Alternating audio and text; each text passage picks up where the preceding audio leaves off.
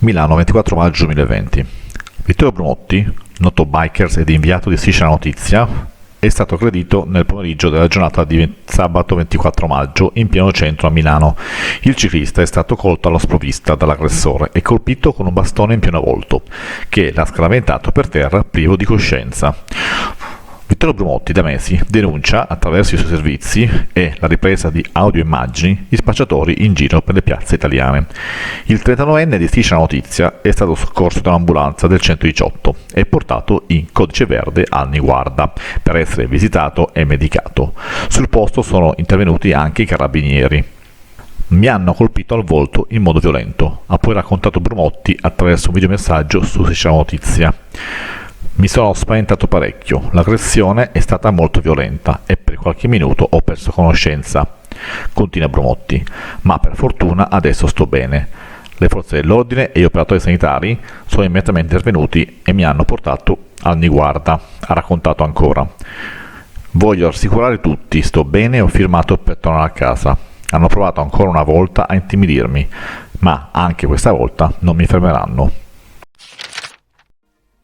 Torna Milano Digital Week, la manifestazione promossa dal Comune di Milano e realizzata da Iabitalia. Un'edizione, quella 2020, completamente online, con a tema Città trasformata.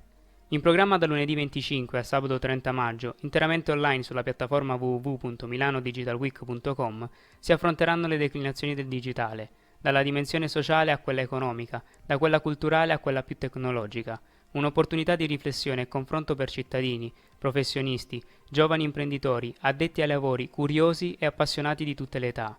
6 giorni di partecipazione attiva, con un ricco palinsesto di oltre 500 eventi online, più di 200 speaker, almeno 300 incontri generati dalla call di Milano Digital Week e oltre 150 tra conferenze, webinar e tavoli di discussione, ideati e proposti dai curatori.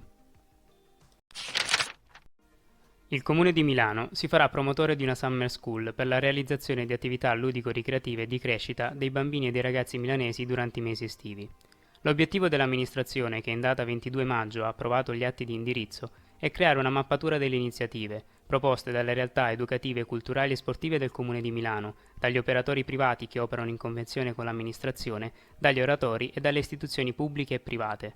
Le famiglie potranno in questo modo individuare più facilmente l'offerta che per proposta, interesse e locazione risponde meglio alle loro esigenze.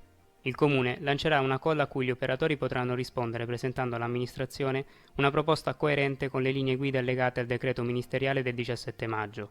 Potranno inoltre essere messi a disposizione gratuitamente spazi e aree verdi in favore degli operatori, per organizzare iniziative per bambini e adolescenti mediante specifiche procedure selettive, anche promosse dai municipi.